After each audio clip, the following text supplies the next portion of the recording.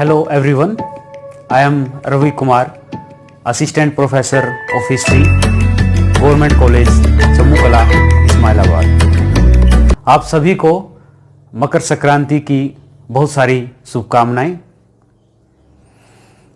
Last के lecture में हमने डिस्कस किया कि किस प्रकार से सूफीवाद का मक्का और मदीना में उदय हुआ और किस प्रकार सूफीवाद मोहम्मद गोरी के साथ हिंदुस्तान में आया और किस प्रकार विभिन्न सिलसिलाओं के माध्यम से इसका पूरे हिंदुस्तान में प्रचार और प्रसार हुआ।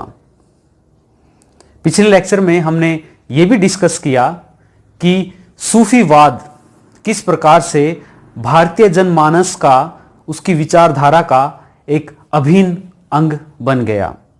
किस प्रकार से सूफीवाद ने अपनी सरल तथा साधारण शिक्षाओं के माध्यम से भारतीय जनमानस के हृदय में अपनी एक निश्चित जगह बनाई।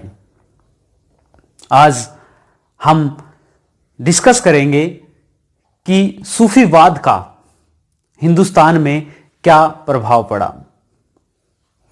हम सभी जानते हैं कि इस्लाम धर्म के संस्थापक मोहम्मद पैगंबर की मृत्यु के लगभग 200 वर्षों के बाद मक्का और मदीना में सूफीवाद का प्रारंभ हुआ और जब मुस्लिम शासकों ने हिंदुस्तान पर आक्रमण किया तो इन आक्रमणकारियों के साथ हिंदुस्तान में सूफी भी आए।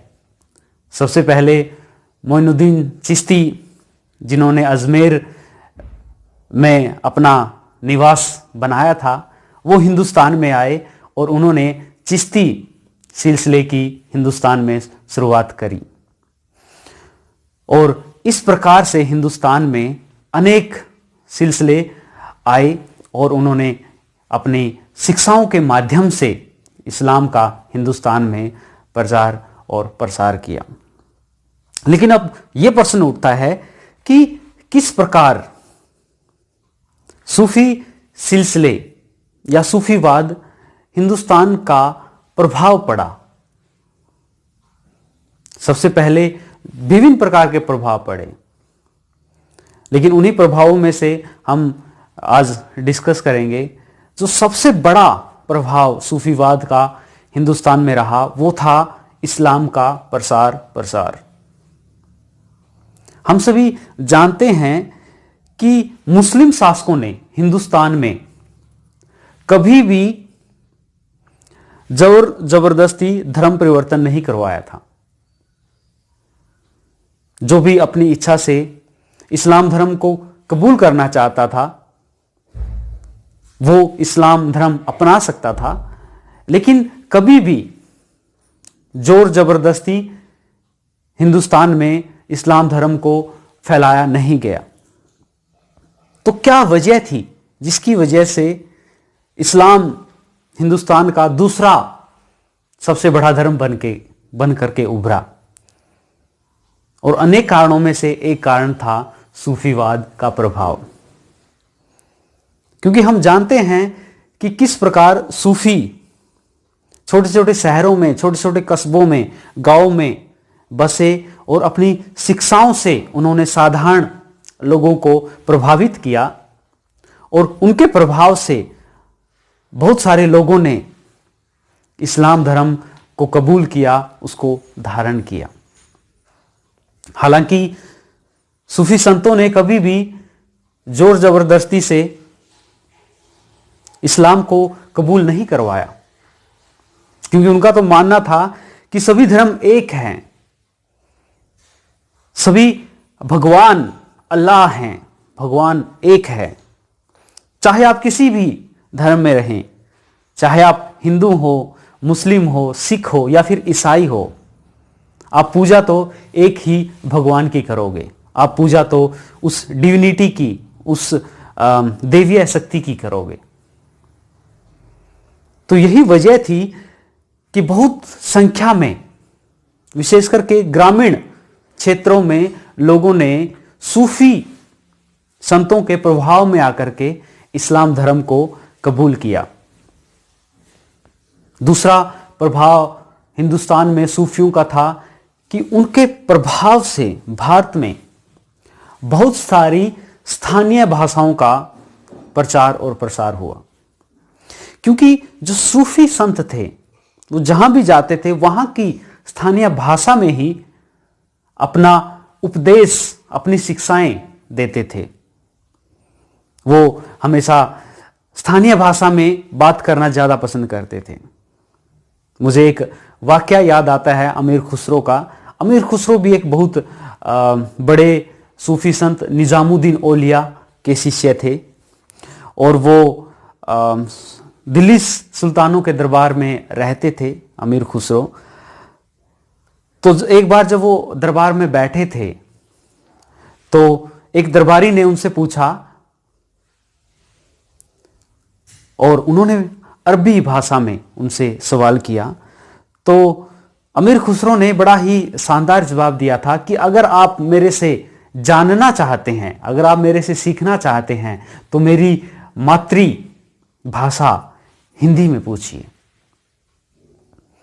तो इस प्रकार के बहुत सारे उदाहरण हैं हमारे पास जिनसे यह पता चलता है कि सूफी संतों ने अपनी शिक्षाएं, अपने उपदेश स्थानीय भाषाओं में दिए और यही वजह थी कि इस काल में स्थानीय भाषाएं उभर करके सामने आई।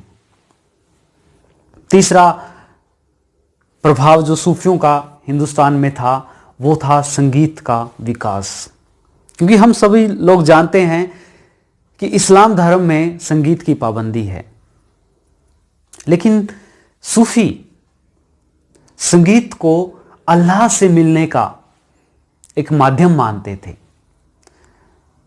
इसलिए हर शाम को पीर और मुरीद इकट्ठे होते थे और वो संगीत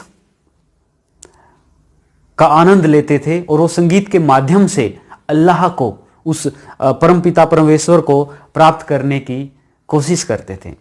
और यही वजह थी कि सूफियों के उन संगीत सम्मेलनों में, संगीत आयोजनों से संगीत की अनेक विधाओं, अनेक रूपों का विकास हुआ, जिसमें कव्वाली जिसको हम जानते हैं वो प्रमुख है। सूफियों की संगीत में सबसे महत्वपूर्ण योगदान तबला का आविष्कार सूफियों से ही हुआ और कव्वाली जो एक संगीत का रूप है उसका विकास भी सूफियों के प्रभाव से ही हुआ।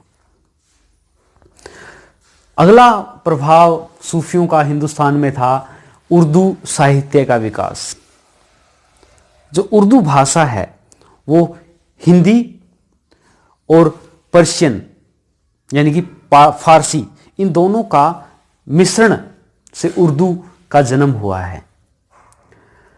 तो जब सूफी संत अपनी सभाओं में संगीत का आयोजन करते थे तो इन सभाओं में, इन आयोजनों में वो हिंदी के साथ साथ फारसी भाषा का भी इस्तेमाल करते थे और इसकी वजह से हिंदुस्तान में उर्दू का जन्म हुआ और विकास भी हुआ।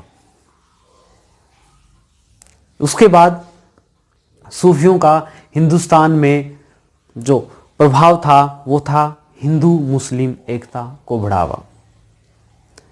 बेशक ऊपरी स्तर पर, बेशक राजकीय दरबारों में हिंदुओं और मुस्लिमों के बीच में टकराव रहे हों, चाहे सुल्तानों ने, चाहे शासकों ने कुछ मंदिर तोड़वाए हों, जजिया कर द्वारा लगाया हो, लेकिन निचले स्तर पर, विशेष करके ग्रामीण स्तर पर सूफियों के प्रभाव से हिंदुस्तान में मुस्लिम और हिंदू एकता को बल मिला।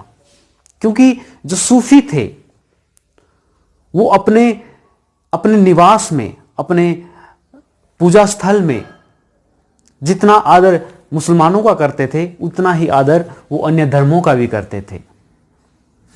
और यही वजह थी कि उनका सबको एक नज़र से देखने के नज़रिए से बहुत सारे लोग, बहुत सारे गैर मुस्लिम लोग उनके पास जाते थे और उनकी शिक्षाओं को, उनके उपदेशों को सीखते थे।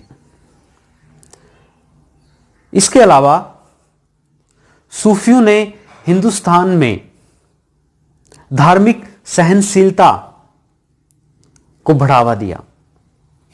हालांकि बहुत सारे सूफी संत राज के दरबार में नहीं जाते थे और न ही राजा से कोई भी आर्थिक मदद या किसी भी प्रकार की मदद नहीं लेते थे, लेकिन बहुत सारे शासक सूफी संतों के उपासक थे, उनके भगत थे। जैसे अलाउद्दीन खलजी निजामुद्दीन औलिया के भगत थे, जैसे अमीर खुसरो जो एक दरबारी थे वो भी निजामुद्दीन औलिया के भगत थे। अकबर जो मोइनुद्दीन चिश्ती की दरगाह पर जो अजमेर में है हर साल जाते थे, और सलीम चिश्ती के तो वो बहुत बड़े भगत थे और उन्हीं के नाम पर उन्होंने अपनी राजधानी फतेहपुर सीकरी का निर्माण करवाया था। तो जब ये शासक सूफी संतों की दरगाह पर जाते थे, उनसे मिलते थे, तो उनमें सभी धर्मों को समान नजरिए से देखने की भावना अपने आप आ जाती थी। और यही वजह थी कि इन शासकों ने कभी भी गैर मुस्लिम कट्टर नीति को नहीं अपनाया। वो हमेशा हिंदू और मुस्लिम लोगों को अपने राज्य के नागरिक के रूप में देखते थे। यहां तक कि अलाउद्दीन खलजी ने तो ये कह दिया था कि मैं हिंदू और मुस्लिम में फर्क नहीं करता हूं, मुझे नहीं पता कि किस व्यक्ति का क्या धर्म है, मैं सिर्फ इतना जानता हूं कि वो मेरे राज्य का नागरिक है और जो भी उसके हित के लिए कार्य होगा वो मैं करूंगा। इसके अलावा सूफियों का भारतीय देश में, भारत में स्थापत्य कला में बड़ा महत्वपूर्ण योगदान रहा। स्थापत्य कला मतलब आर्किटेक्चर। जब सूफी संत अपना एक धार्मिक स्थान बनाते थे जहां पर वो रहते थे, जहां पर वो अल्लाह की इबादत करते थे, पूजा करते थे, तो उसको वो खानकाह कहते थे। खानकाह मतलब वो स्थान जहां पर सूफी संत रह करके अल्लाह की इबादत करते हैं। और जब सूफी संत मोक्ष को प्राप्त कर लेते थे तब उनकी मज़ारे बनाई जाती थी, उनकी कब्रें बनाई जाती थी और उन पर मकबरे बनवाए जाते थे। और ये जो मकबरे हैं ये सूफी संतों के शिष्य या फिर उनके सुल्तान वो कब्रें और मकबरे बनवाते थे। तो इसकी वजह से हिंदुस्तान में सूफियों के परिणाम स्वरूप स्थापत्य कला का भी विकास हुआ।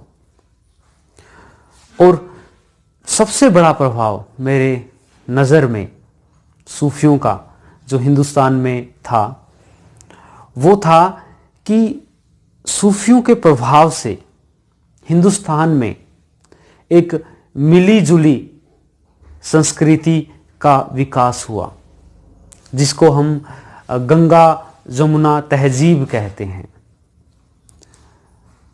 बेशक शहरों में मुसलमानों और हिंदुओं के बीच में फर्क साफ दिखाई देता हो, लेकिन ग्रामीण इलाकों में, ग्रामीण क्षेत्रों में हिंदुओं और मुसलमानों के बीच में जो मतभेद थे, जो अंतर था, वो बिल्कुल घट करके दोनों में एक मिली जुली संस्कृति का विकास हुआ। और ये सबसे बड़ी देन थी हिंदुस्तान में सूफियों की। सूफी आंदोलन इसी के साथ खत्म नहीं हुआ। सूफी आंदोलन आज भी हमारे बीच में चला हुआ है। आज भी जब हम कव्वाली सुनते हैं तो सूफियों की याद आती है। जब भी आज अजमेर में मोइनुद्दीन चिश्ती की दरगाह पर जाते हैं तो सूफियों की याद आती है। और यही मिलीजुली संस्कृति हिंदुस्तान की असली संस्कृति है। हिंदुस्तान में केवल हिंदू संस्कृति नहीं है, हिंदुस्तान में केवल मुस्लिम संस्कृति नहीं है, हिंदुस्तान में अकेली कोई अन्य संस्कृति नहीं है, बल्कि हिंदुस्तान की असली संस्कृति है मिलीजुली संस्कृति, जिसमें हिंदू मुसलमानों से सीखते हैं, मुसलमान हिंदुओं से सीखते हैं और दोनों इकट्ठे एक स्थान पर अपने मजहब का पालन करते हैं। ये था बच्चों हिंदुस्तान में सूफियों का प्रभाव। अगले लेक्चर में हम किसी अन्य विषय के साथ प्रस्तुत होंगे। तब तक के लिए धन्यवाद। Thank you very much.